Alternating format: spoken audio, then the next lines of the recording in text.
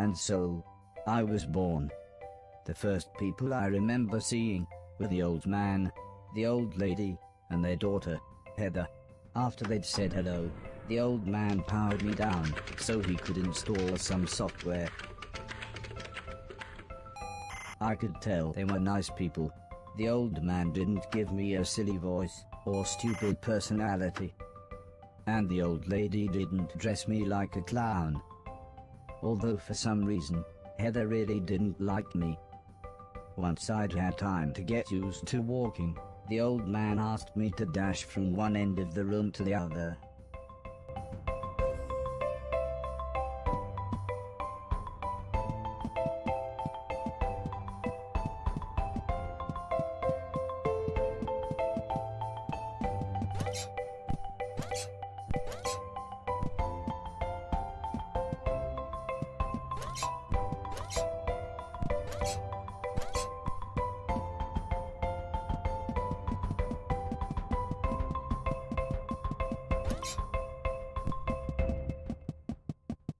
Next, the old man spent a couple of hours building some wooden platforms. He said he wanted me to jump up them, but I must admit, I was scared.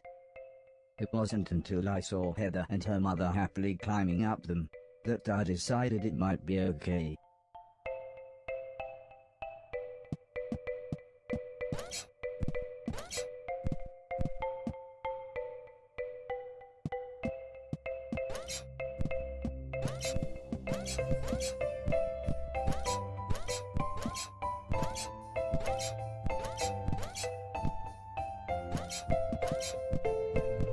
The old man then rearranged the platforms. He told me to try to reach the other end of the room without touching the floor. Heather said the floor's made of lava. But when I smiled at her, she just frowned and looked away. The old lady arranged some pillows and blankets. She said it was in case I fell, but I think she just wanted it to look more like lava.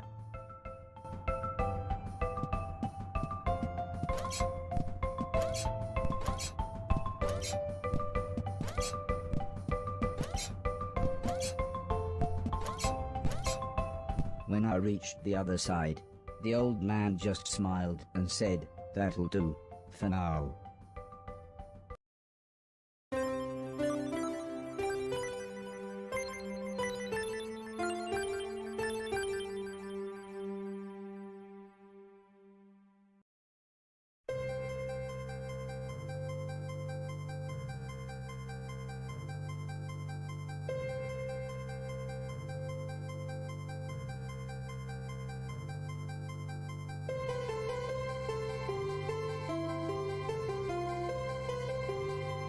A couple of days after those first lessons, the family had a big meal, and I was introduced to everyone else.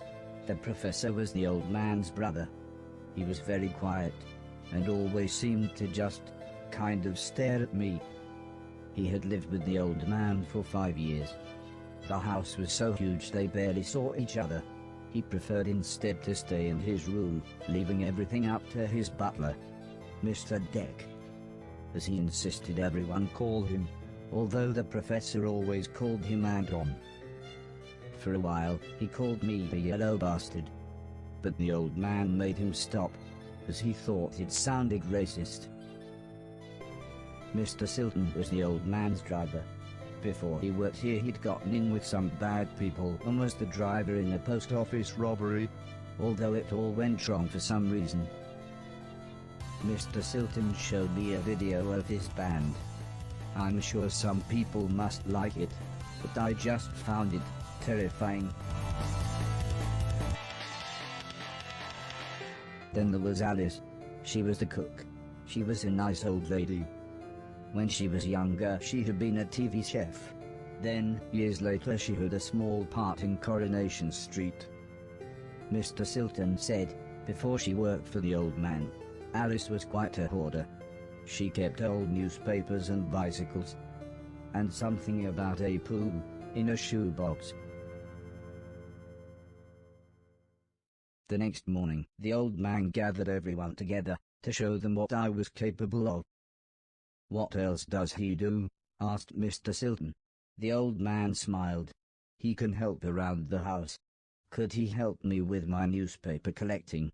asked Alice. "I'm not sure that's a good idea," said the old lady, "but he can do all sorts of jobs." "Yeah," said Mr. Silton, "shove a stick up his ass and he can do Deck's job." Now," said the old man, "we have company," pointing to some important-looking people. 2 large men, both called Gary, set up what the old man referred to as lasers. He said again, I should try to get from one end of the room to the other, but I shouldn't be worried, as I had a special chip which meant no matter how damaged I was, I couldn't die. He said it was like infinite lives in a video game. But when he realized I didn't understand, he said he would explain another time.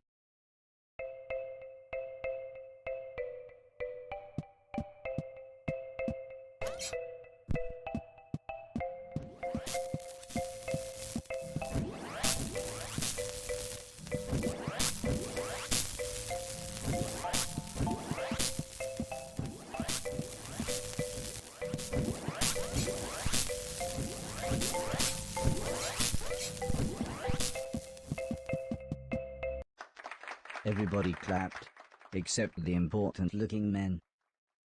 "Not exactly a cold, calculated killer, is it?" said the man in black. The man in grey laughed. "What kind of artificial intelligence was that?" he asked. "Move right, unless there's something in the way." Okay, said the old man. He turned to me and whispered, "They're going to make it quite a bit tougher, but I'm sure you'll be fine."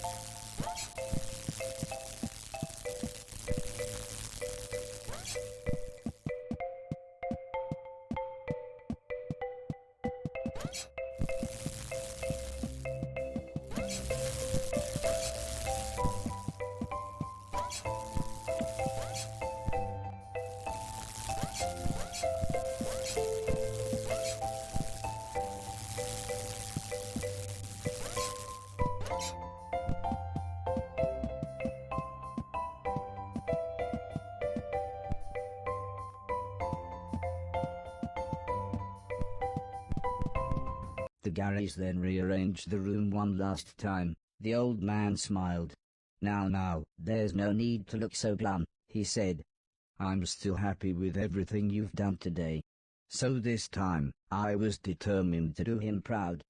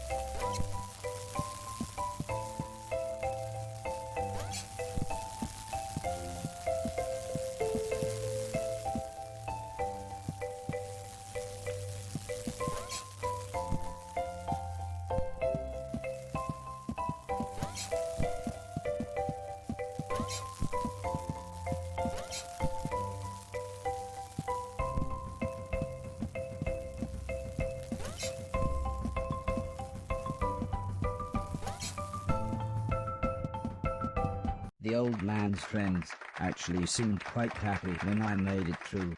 "We might have a winner after all," said the man in black. "It's no Killbot 3000, but you can almost see the fire in its eyes."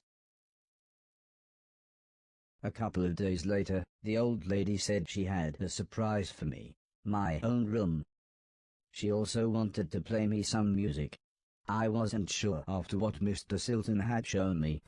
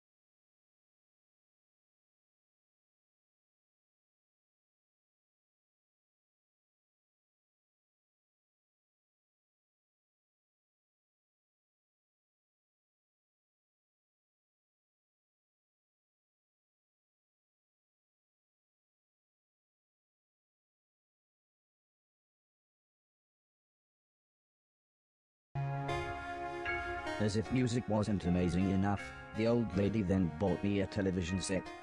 I couldn't believe what I saw. I watched everything I could.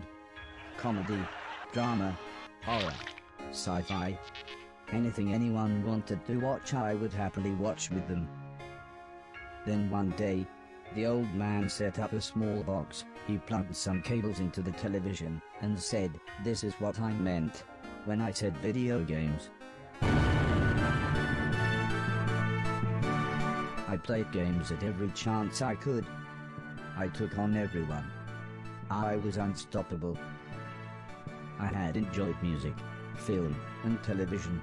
But to me, video games really were the highest art form.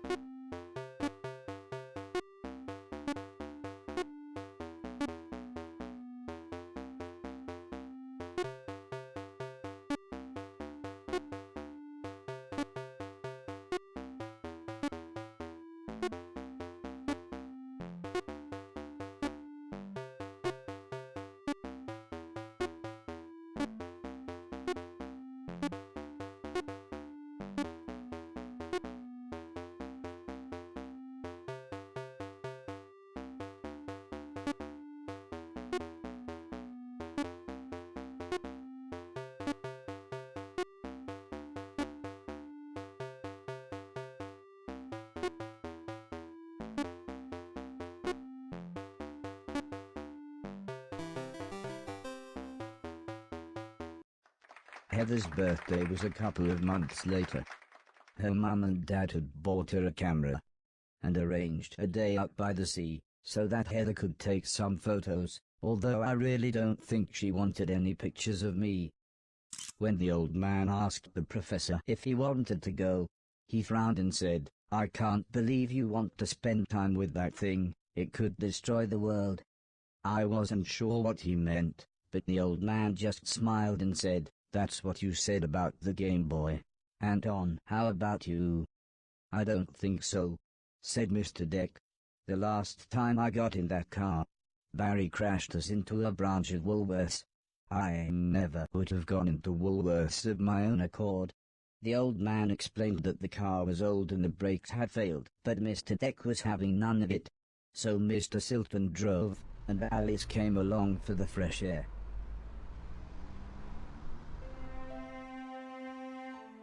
I enjoyed being outside, although the old lady kept telling me to be careful of the rickety old walkways. It felt like she was telling me off, but I think she was just concerned.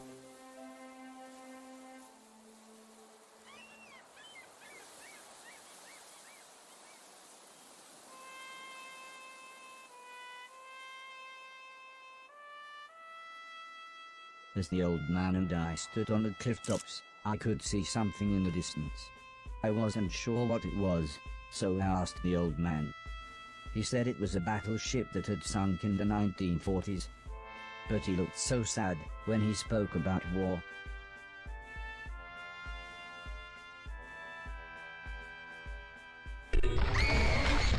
I didn't see what happened, but the metal platform Heather was climbing on had collapsed. She was safe, even if the rocks she was on looked very dangerous. The tide was rising, and we didn't know how long the Coast Guard was going to be, so I offered to climb down and get her. The old man agreed, but said I should be careful, as Heather doesn't have infinite lives, like I do.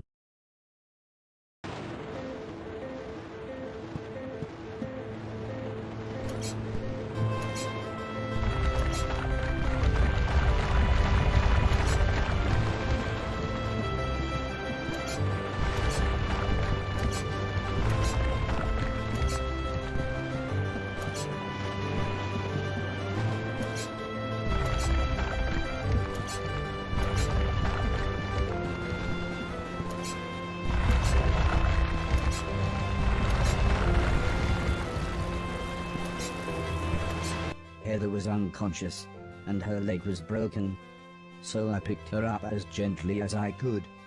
I decided it would be best if I didn't run the rest of the way.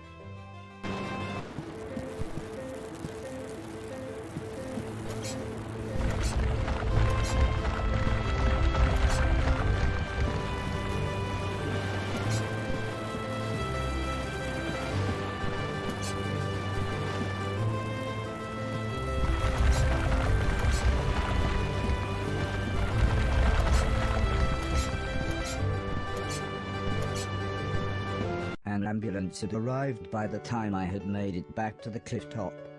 The medics made sure Heather was okay, and then took her off to hospital. A few days later, we all went to see how she was doing. She was fine, but would have to wear the cast for a couple of months.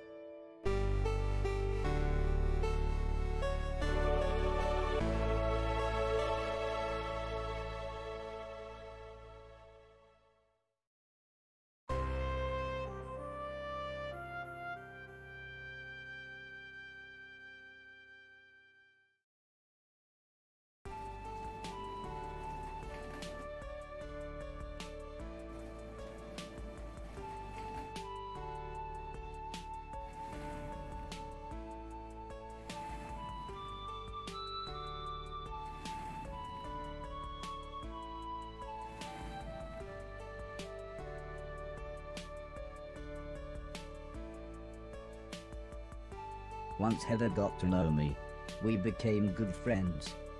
We enjoyed the same films and TV. She was also annoyingly good at some of my favorite games. After a while, she became very interested in how I worked. Soon she knew as much about me as the old man did. if not more.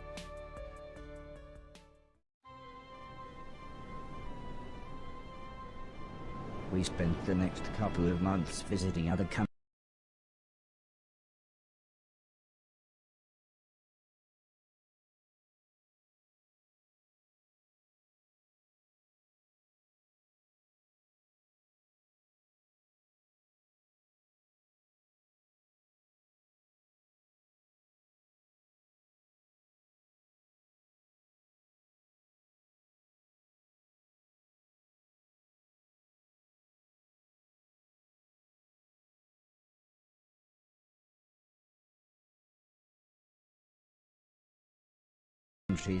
As when it came to teaching me things, the old man always liked to pick interesting locations.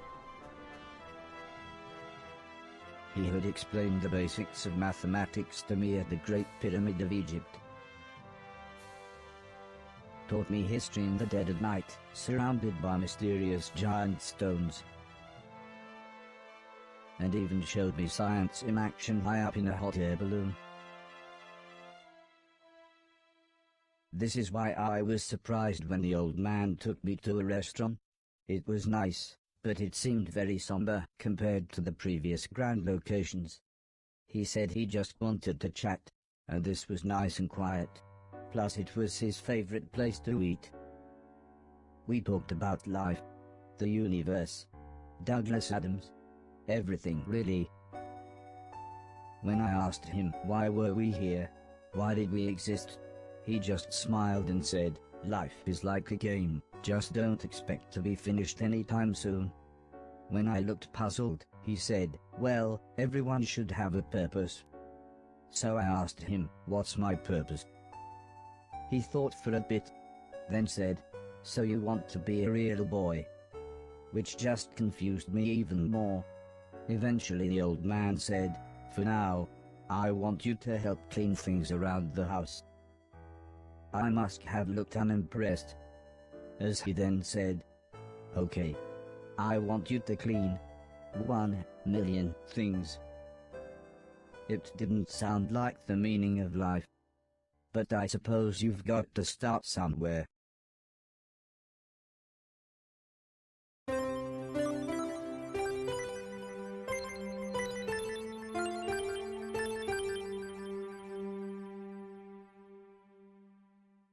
The next day, the old man said he wanted to install some more software, so he powered me down. When I came to, he said Mr. Silton had a joke for me, and that I should pull his finger. I don't think I got the joke, so the old man powered me down again. This time when I pulled Mr. Silton's finger, I got the joke, but it wasn't very funny. The old man then explained that he had installed a special chip which allowed me to clean away anything that was broken. He said it also tells me how many things are nearby, and how many smaller things are in a bigger thing. It all sounded very complicated, but he said all I really had to do was pause, and it would bring up all the information I needed. He then said he wanted me to find and clean all of the items in the room. He told me there would be some chains to climb, but that would be nice and easy, as I just had to press up. He then finished by saying, when I had collected all the items, I should come back here.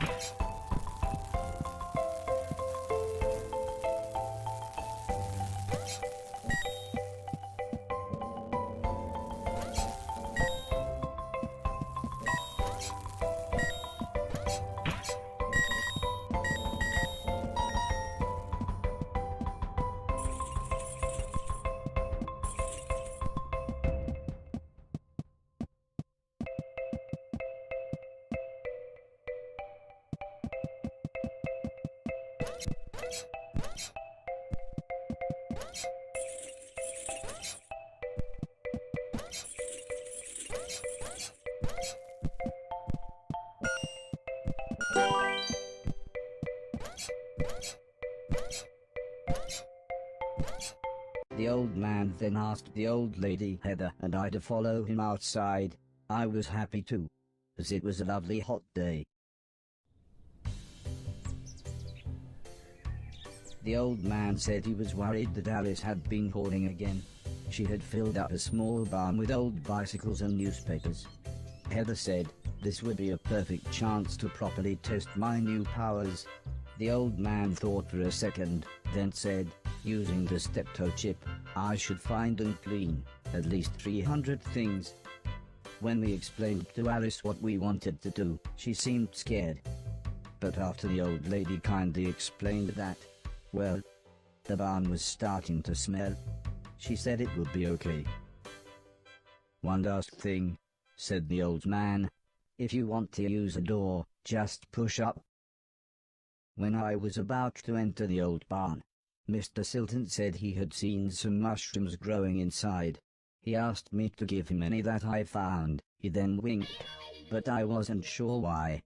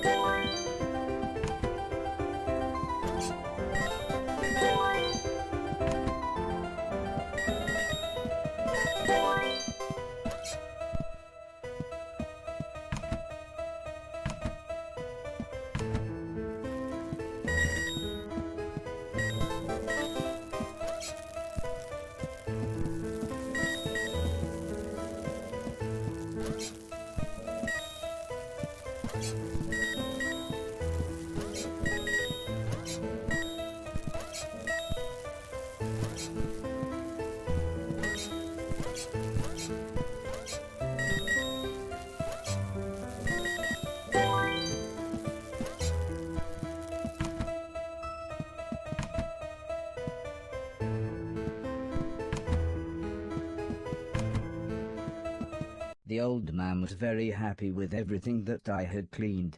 But I think Mr. Silton was even more happy with his mushrooms.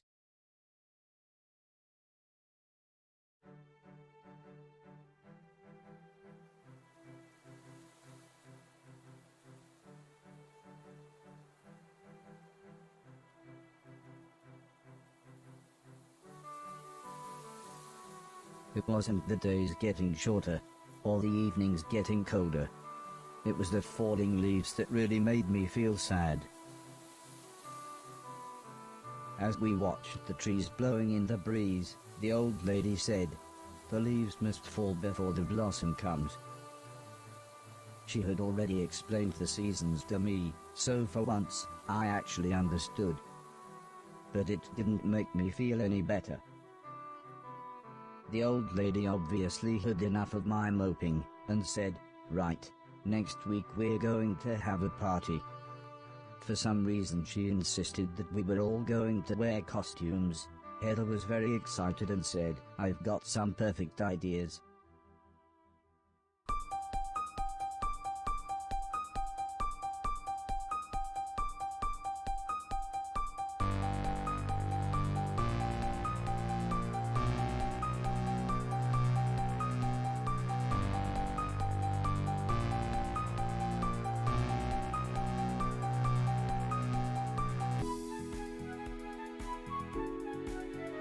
It was terrifying.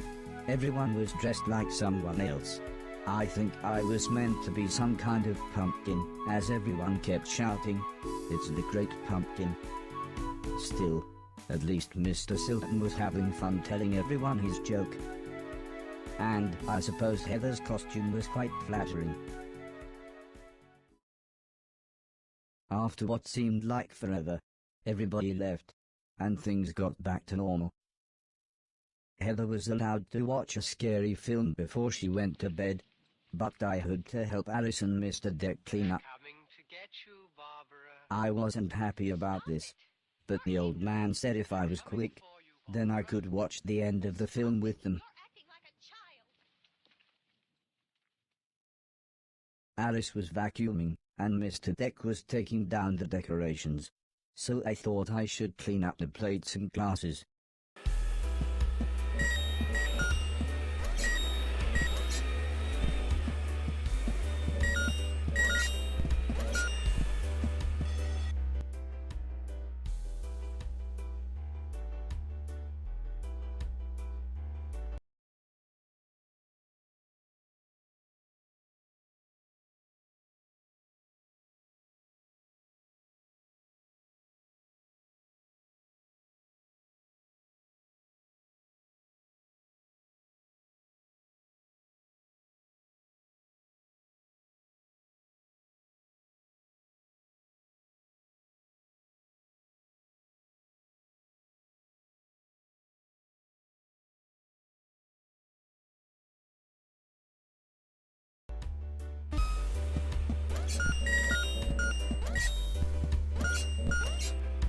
The ear-splitting sound was the fire alarm.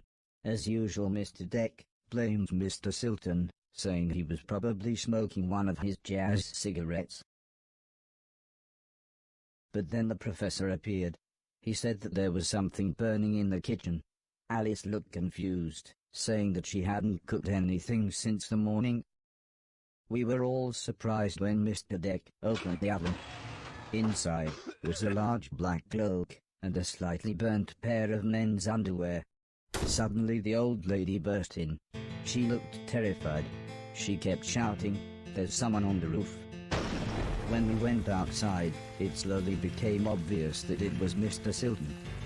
He was completely naked and playing his guitar. He shouted down, "When I finish this song, I'm going to fly." The old lady said, "Oh my God, I know this one, there's only about 30 seconds left." The old man then quickly turned to me and said, "You know what to do."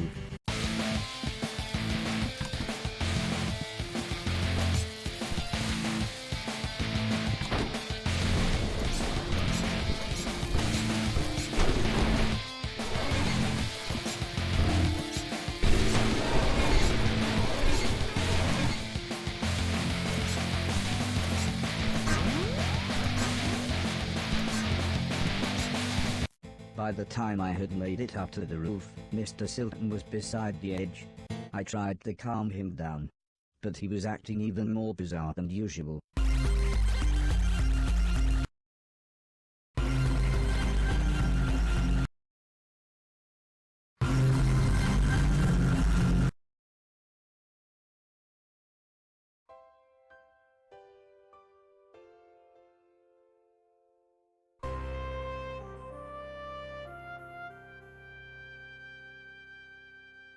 After an hour or so, Mr. Silton was fine.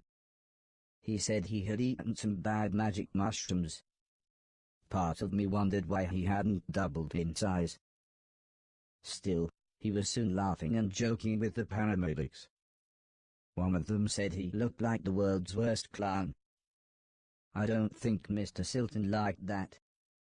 So he told his own joke. But that just made the other paramedic call him Marshmallow Marceau. I don't think he liked that either. But at least he was still in one piece.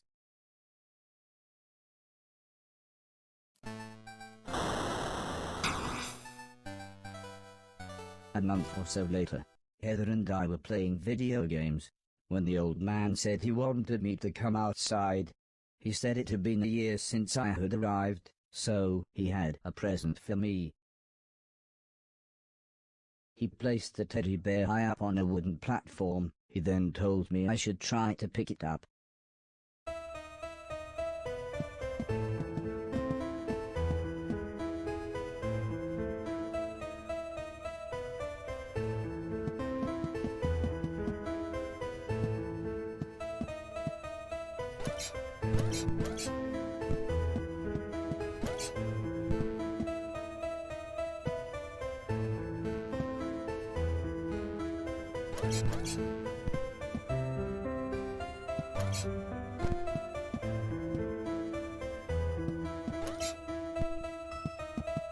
Try as I might, I couldn't reach the teddy bear. However, I still don't understand what happened next.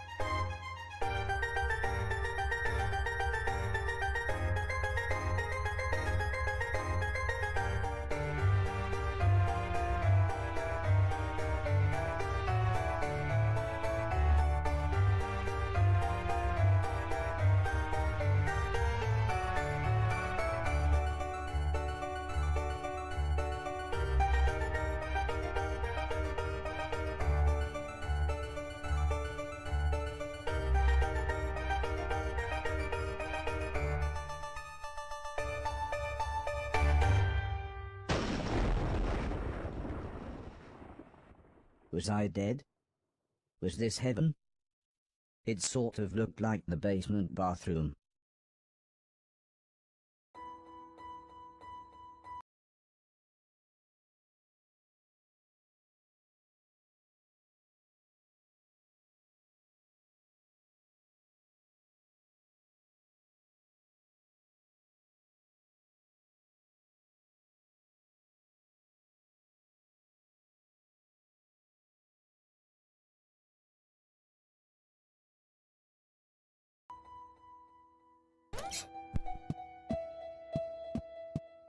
It was the shoes the old man was going to give me.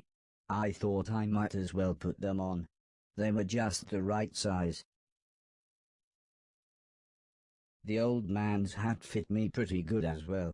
I'm sure he wouldn't mind if I wore it. Amazingly, the shoes allowed me to defy gravity. Or maybe it was the hat.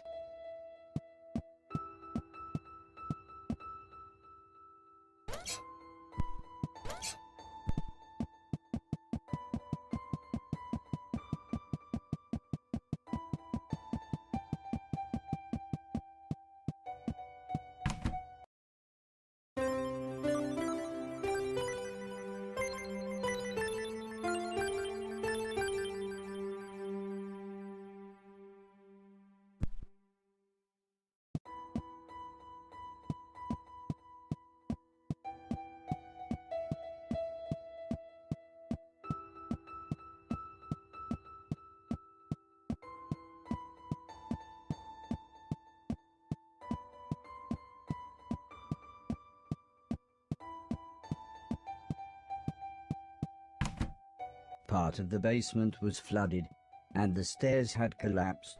I didn't know what was going on, but I knew I wanted to get back upstairs.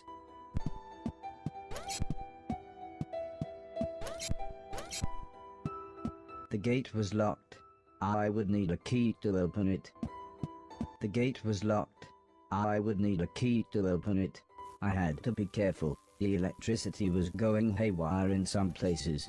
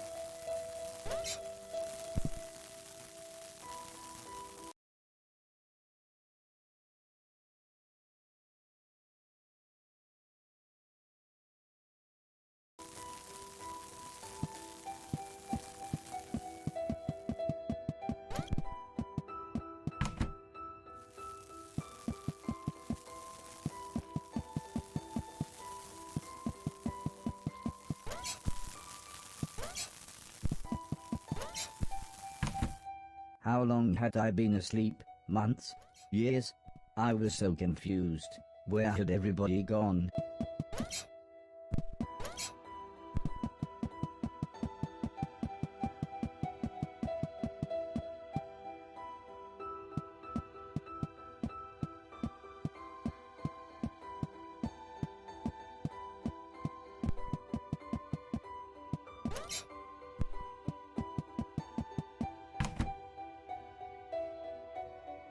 I was slightly scared. This was the first time I had been outside on my own.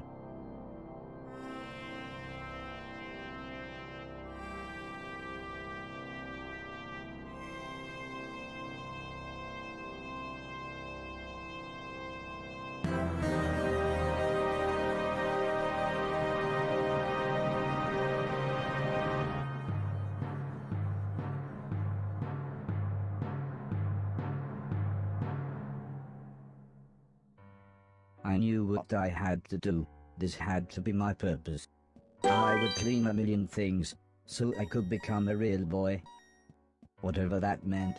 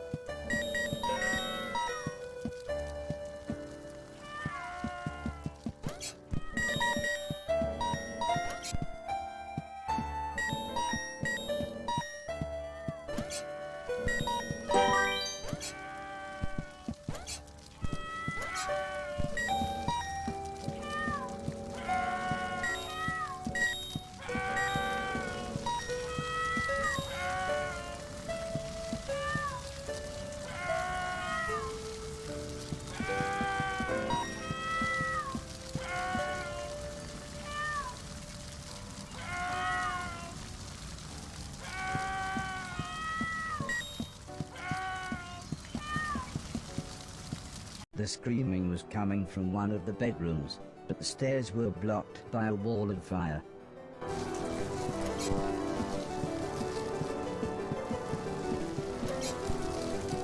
The people screaming turned out to be a man, a woman, and their children.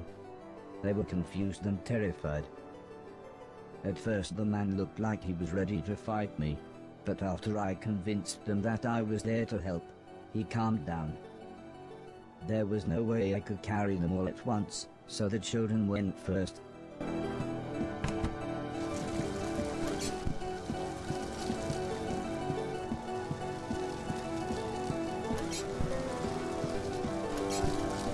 I dropped the children off at the front door and promised them that I would be back with their parents.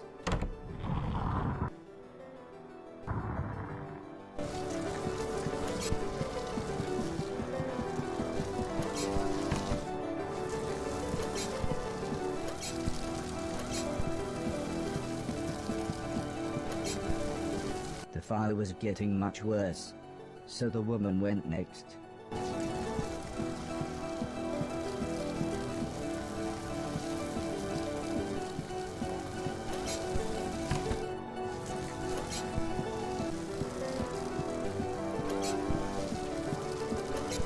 When we got to the front door, all the woman said was, "Thank you, please hurry."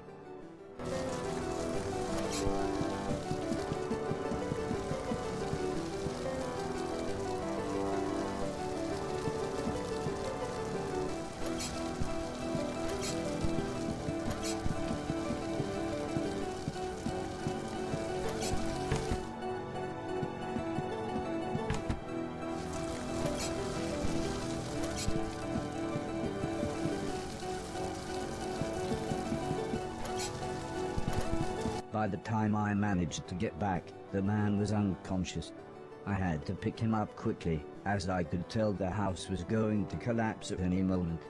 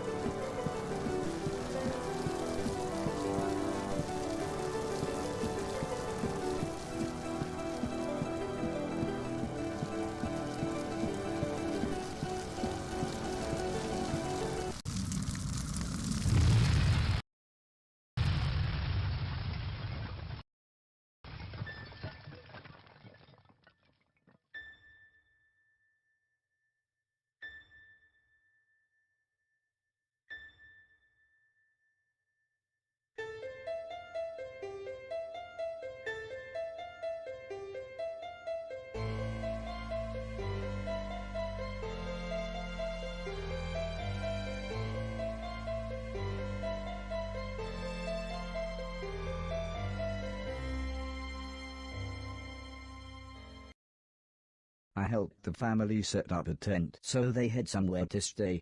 The kids were excited as they got to camp outside, but I think they knew they had just lost their home. When I mentioned my quest to clean a million things, the man said I should look through the rubble of the house, as they had no use for it. So, when everyone was making dinner, I looked through the wreckage. There wasn't anything I could clean, but to my astonishment, I found a TV set and a games console. With a bit of fiddling I was able to get them to work. So I sat playing games with the kids until their parents said it was bedtime. As we talked, the man opened a bottle of wine. I asked what had happened, why was everything so ruined? The man looked at the woman, then the woman sighed and said, "There was a war." "Yes, a war," said the man. "One side of the planet attacked the other, and before we knew, it was all over. Everything gone. Everything destroyed." "Well, it's late," said the woman. "We should really get some sleep. Help yourself to anything you need, and we'll see you tomorrow."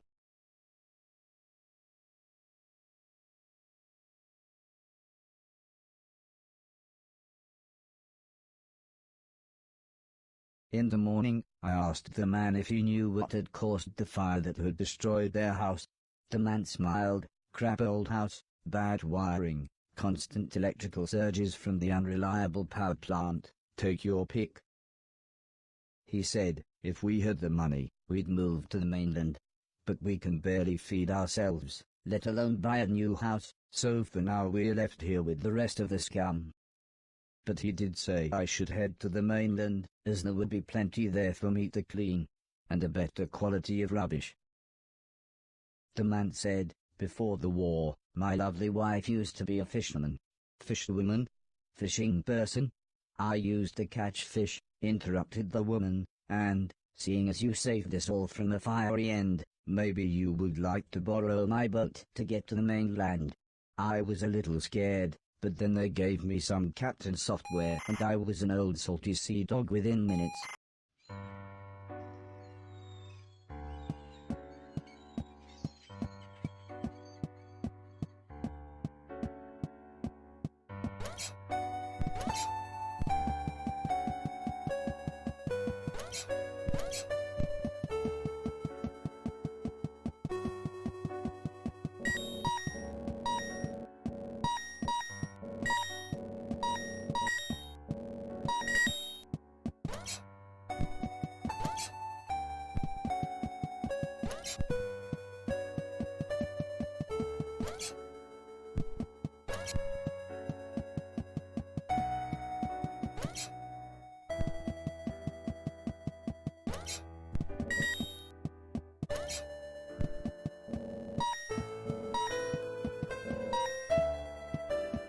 I was surprised to see an old man, but not as surprised as he was. It turned out he was blind. He was kneeling on the floor with his hand in a drain. When I asked him what he was doing, he said his cat had crawled into the pipes, and he was trying to get her out. He was very happy when I offered to help. He said there was no way we could reach her from here, so if I was willing, I could make my way through the sewers and get her from the other end. He said he would turn off the water for as long as possible, but I would have to run, as the pipes would soon fill up again. I happily agreed. So he gave me a key. He said this will open all the sewer gates. Go through here, then down the ladder, and through the big door at the bottom.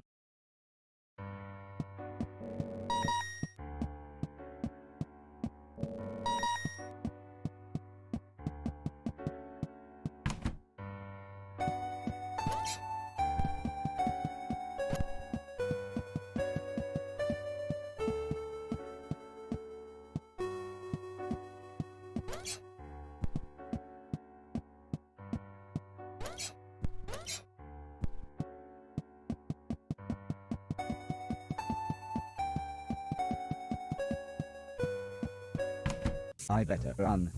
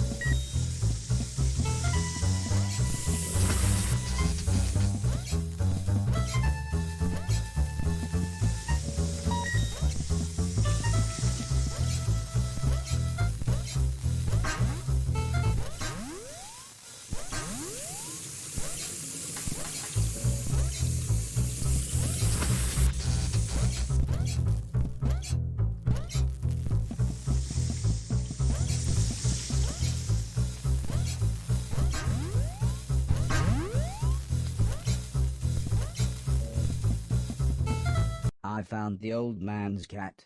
She was fine, if a little confused. I was horrified. It looked like me, but it shambled around like something from the film we watched on Halloween.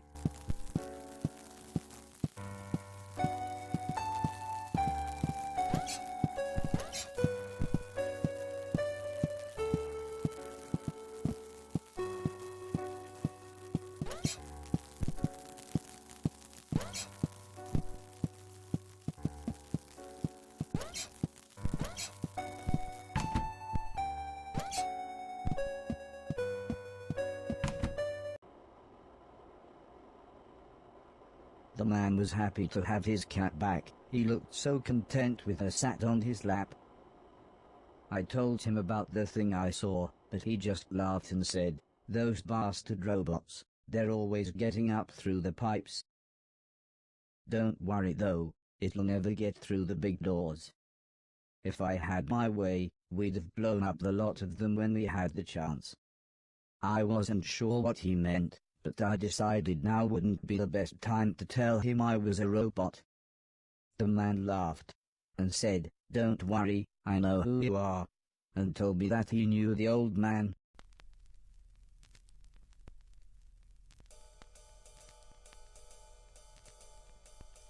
As we chatted, the man brewed himself some tea.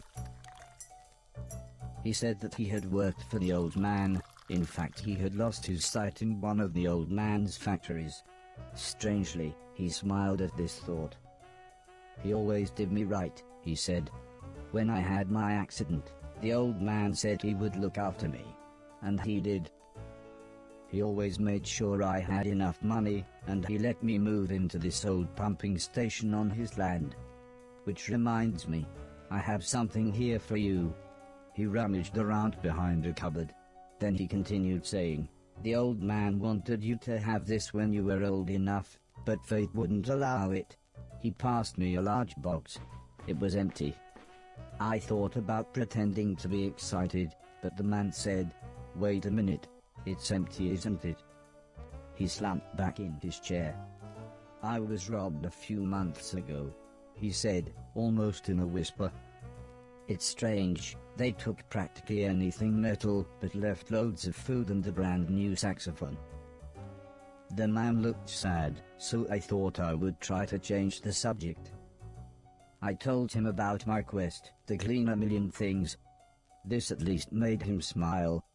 He said I was welcome to go back through the pipes anytime I wanted, as there were loads of old things in there that could be cleaned away.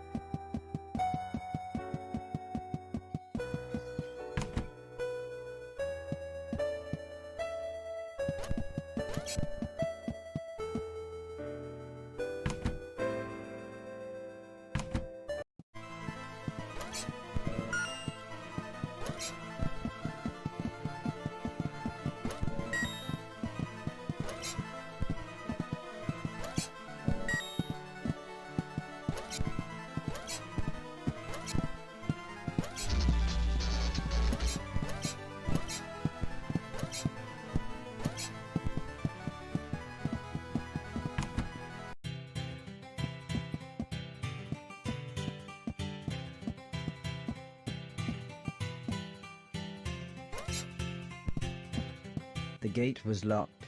I would need a key to open it.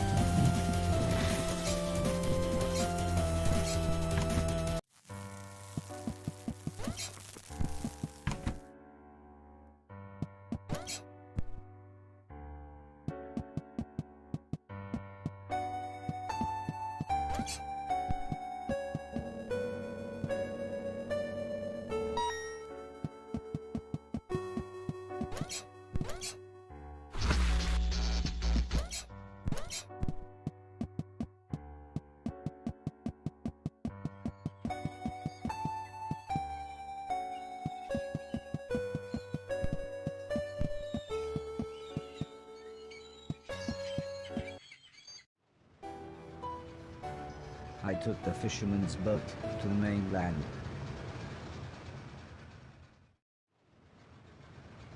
The fisherman was right. Everything was in pieces. Everything had been destroyed. I docked the boat in some ruins. They must have once been a town.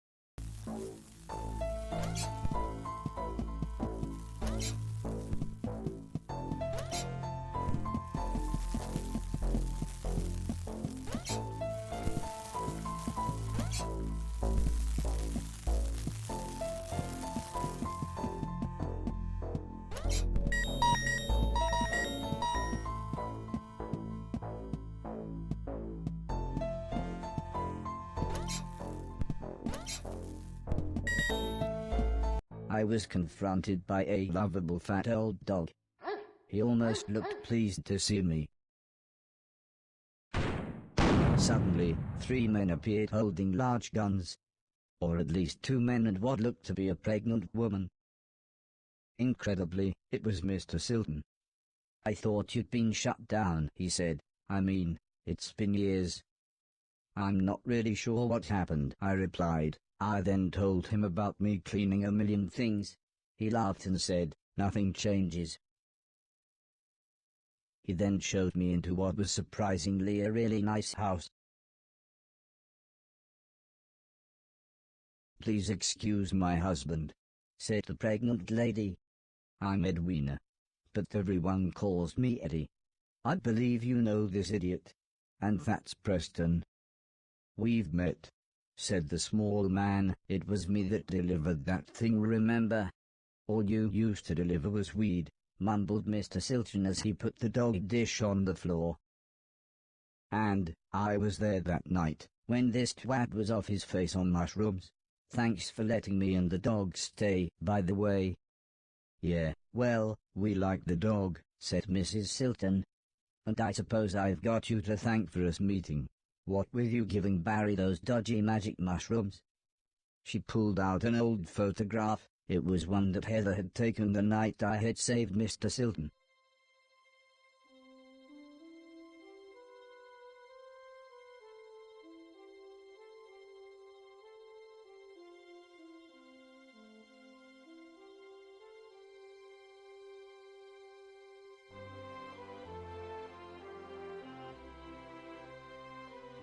It reminded me of everyone else, so I asked what had happened to them. Mr. Silton said Alice had a small place in the countryside.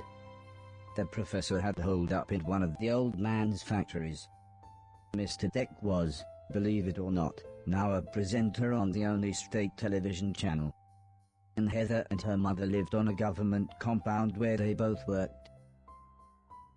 I asked about the old man, surprised that Mr. Silton hadn't mentioned him. He's dead," said Mr. Silton. "Sorry, I thought you knew." "Anyway," said Mr. Preston, "I thought you said that robot thing found the mushrooms for you, in that hoarder's manky old barn." Mr. Silton looked embarrassed. "Well," said Mrs. Silton, "I guess we've got you to thank for getting us together then." "Time for bed, I think," said Mr. Silton. "Make yourself comfy, and we'll see you in the morning."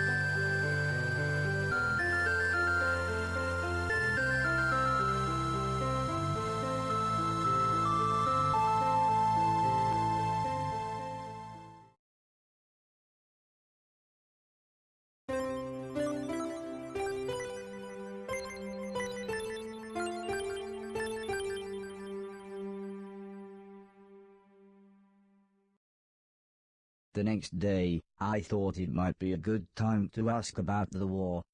Judging by the look on everyone's faces, it wasn't. "Well, the war," said Mr. Silton. "Barry," interrupted his wife, "can I see you for a minute?" and dragged Mr. Silton out of the room, leaving me with Mr. Preston.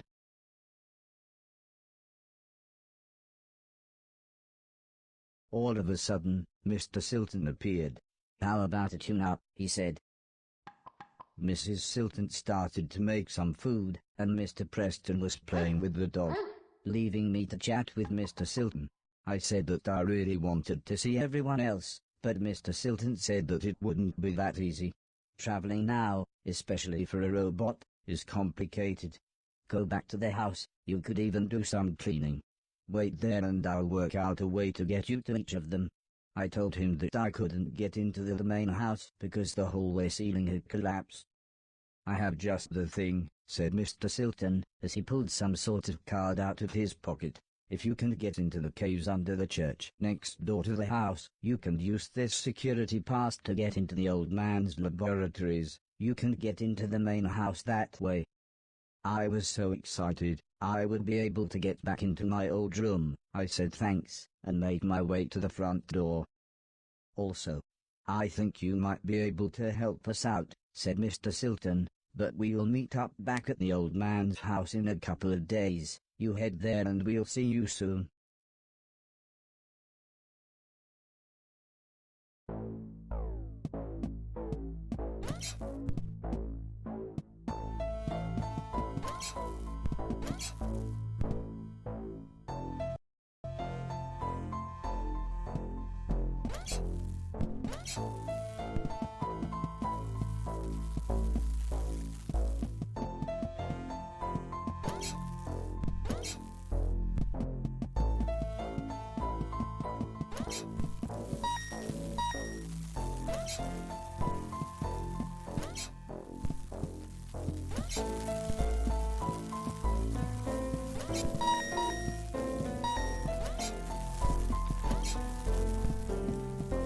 I wasn't sure what to do with this machine.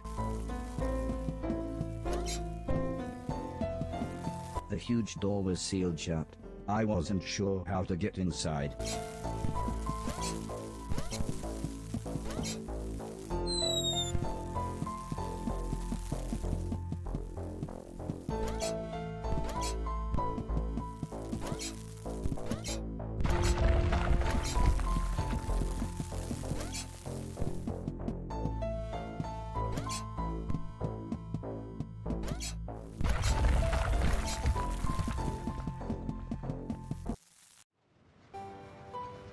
I took the fisherman's boat to the old man's estate.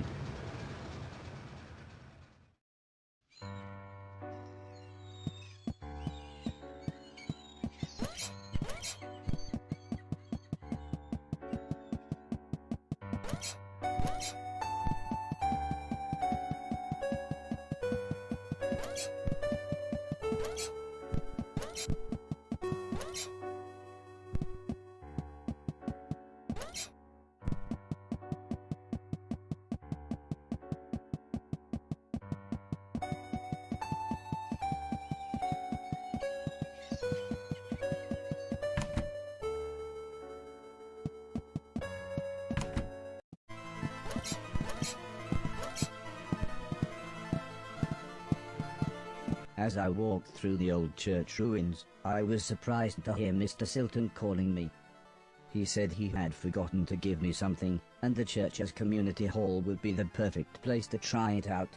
As soon as we walked into the hall, Mr. Silton said he had a present for me. It was a pair of Atlas gloves. They made me think of the old blind man with the cat, and his stolen Atlas gloves. I wonder if Mr. Silton knew how lucky he was to still have them with a glove thief around. Mr. Silton asked me to try the gloves on and start chucking things around. But not him. He was very clear about that. Mr. Silton suggested we clean the hall. Of course I knew when he said we, he meant me. But I was happy to try out my new gloves. He said I should clear everything off of the basketball court and put the things on the floor either side. I fiddled with the settings for a bit, but when Mr. Silton saw I was having trouble, he produced a small manual. He explained that pressing down and X would pick a thing up. X would then throw the thing, and if I wanted to place it on the floor, I should again press down and X. He looked more and more confused as he read all this, but eventually he finished by saying, "Well, I hope that made more sense to you than it did to me."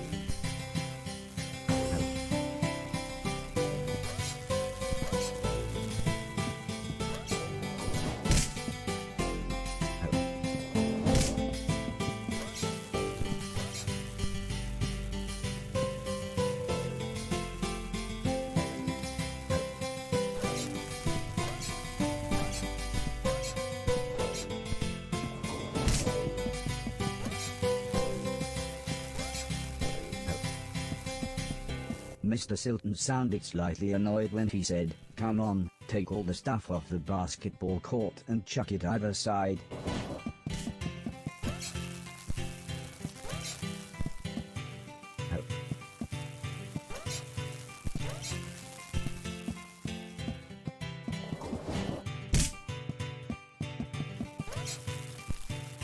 "Let's see what else these gloves can do," said Mr. Silton as he flicked through the manual.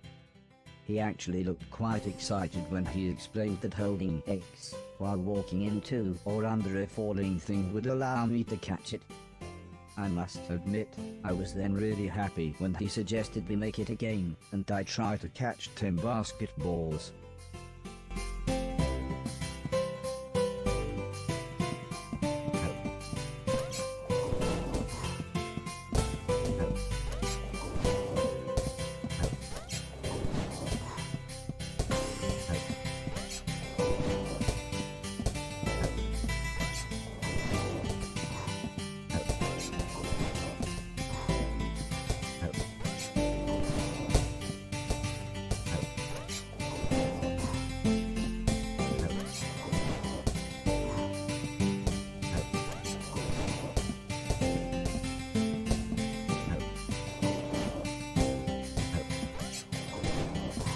Next, Mr. Silton suggested we make it a real game and see how quickly I could score 10 baskets.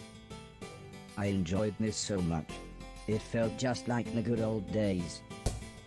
Except Mr. Silton wasn't as forgiving as the old man.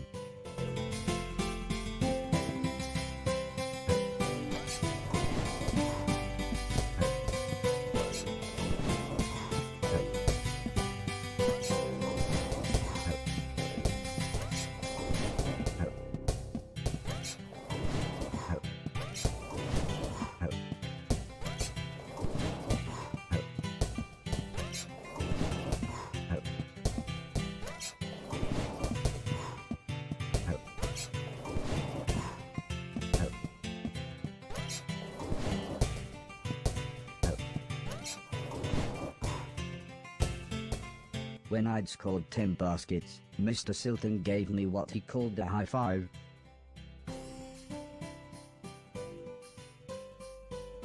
He said I now knew everything about the gloves and I should be able to continue through the basement of the church into the house. When I asked him if he was coming with me, he just laughed and said they would catch up with me in the main hall.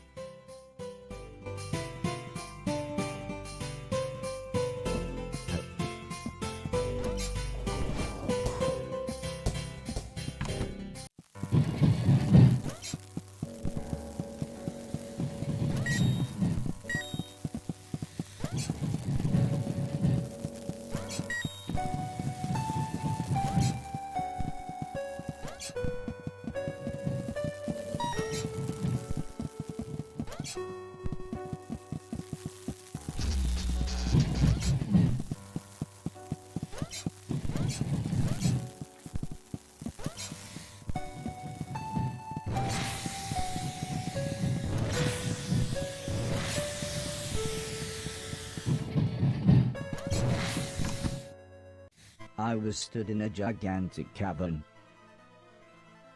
When I looked down, I was horrified to see hundreds of corpses of those things.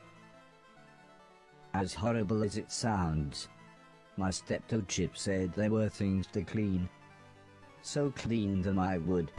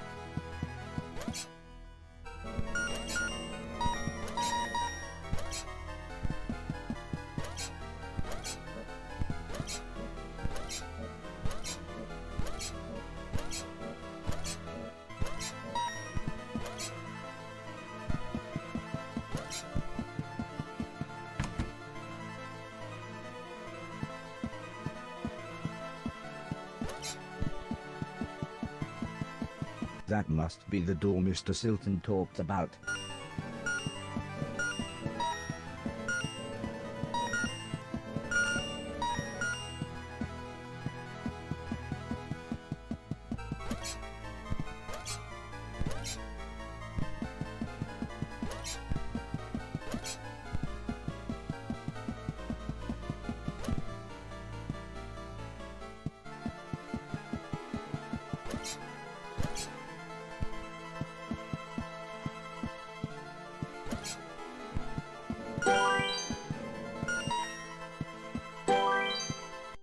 The door was exactly as Mr. Silton had described it. I just hoped that the card he had given me was the security key and not just some backstage pass. Well, it opened the door, but soon an alarm went off.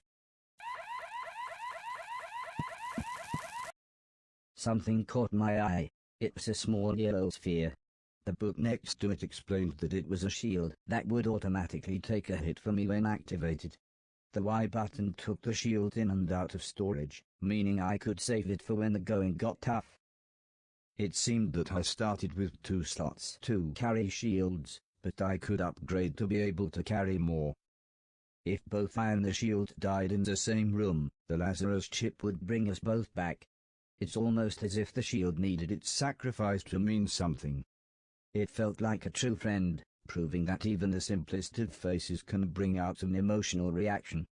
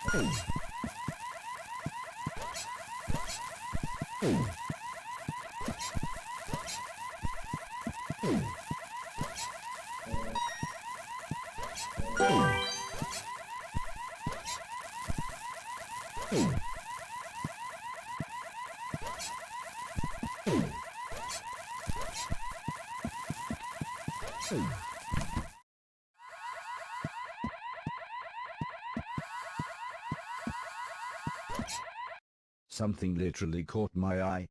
I remembered the old man had installed some software that helped show me things that were interactive, and how to interact with them.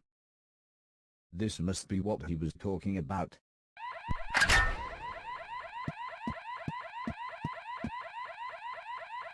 The electron gun blew the power.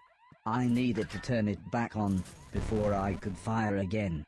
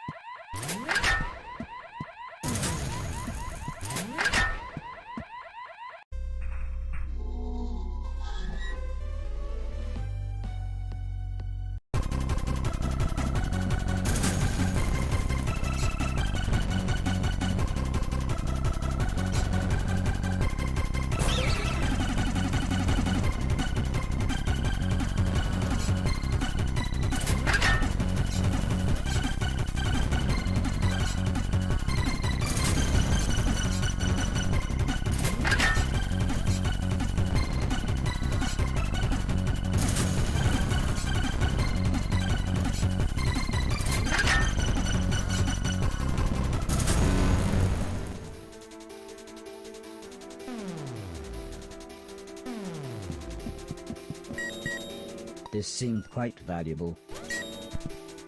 Wow, this was clearly worth something.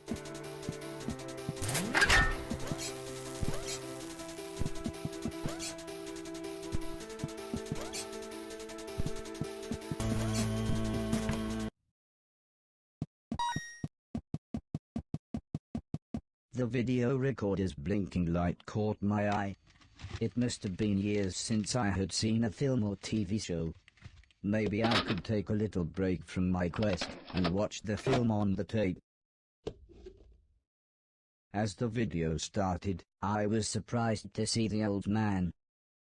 "Hello, hello," he bellowed in his familiar tone. "This is test number, 107C. He continued as he read from a clipboard. "This unit still has 3 major issues. 1.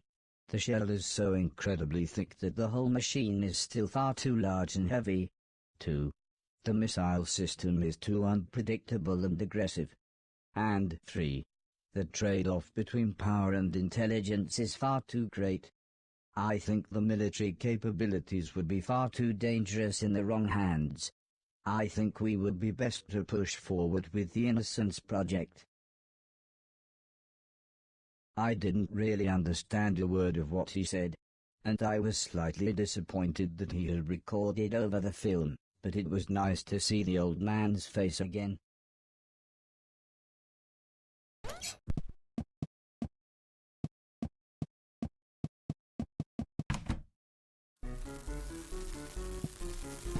I wasn't sure what was going on, but suddenly, inanimate objects started to come to life.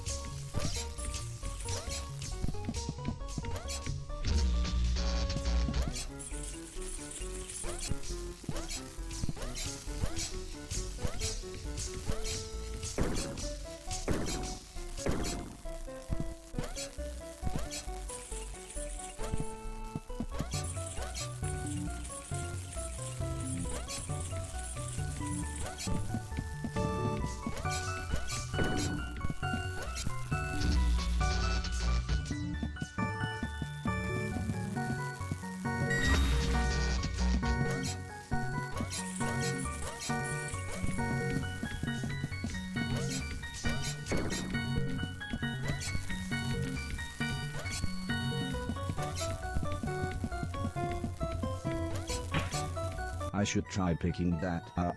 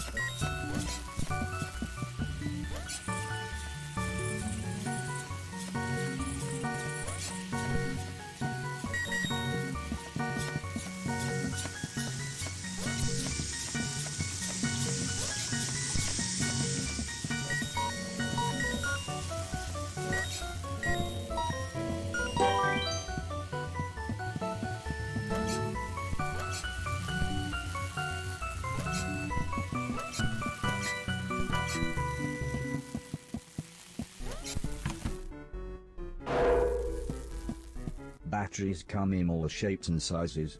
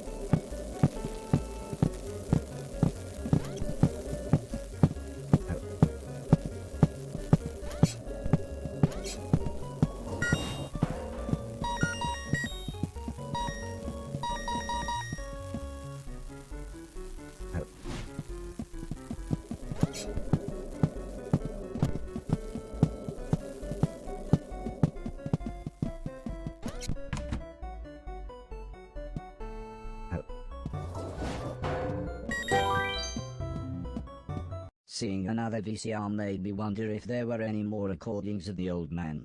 I rummaged behind the TV, and was not surprised to find 2 more dusty old tapes. One just had hours of some strange sport.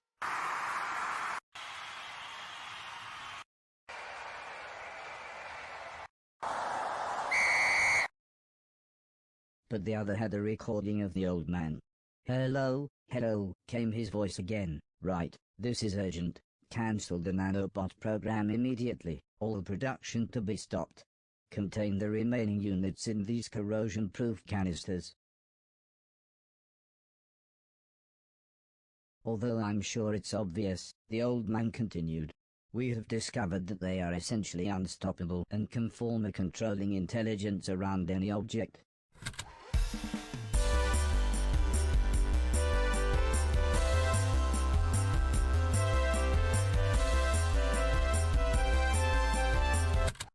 Need I say more?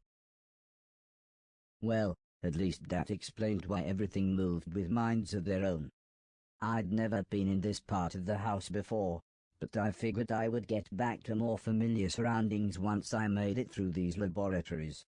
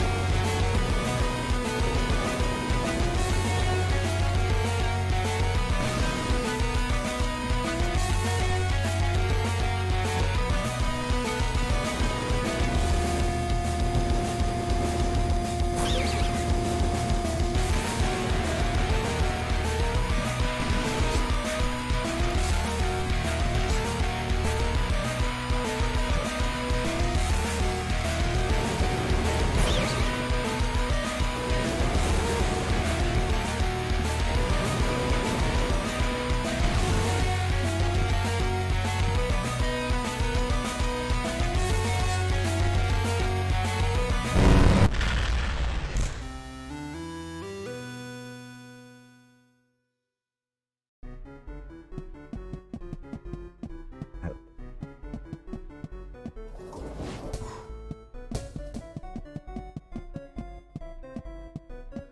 Help.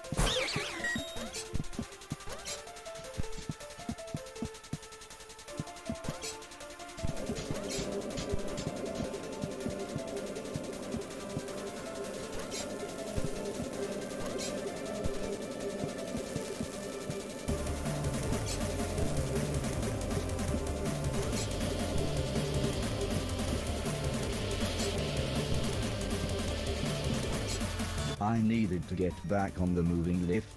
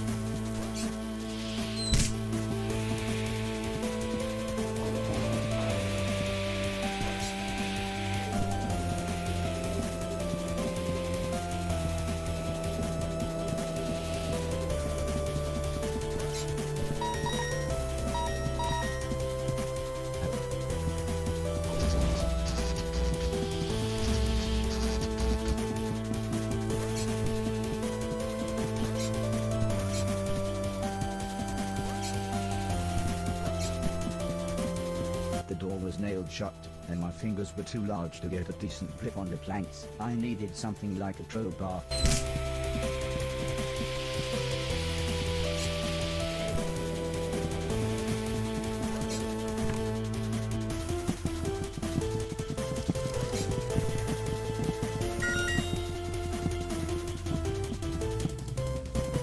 My shoes struggled to grip the slippery wall.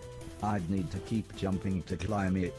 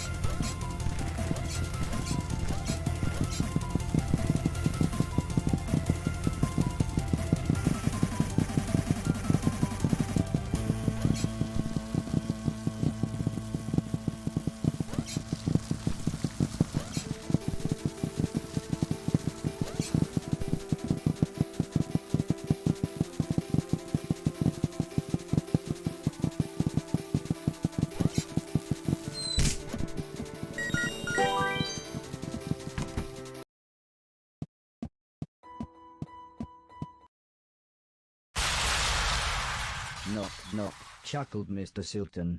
It's all right, we'll claim it on the insurance as accidental damage. Get me a new TV as well. I explained to them that I had found some of the old man's home videos, and the contents had shocked me. The dirty old bugger.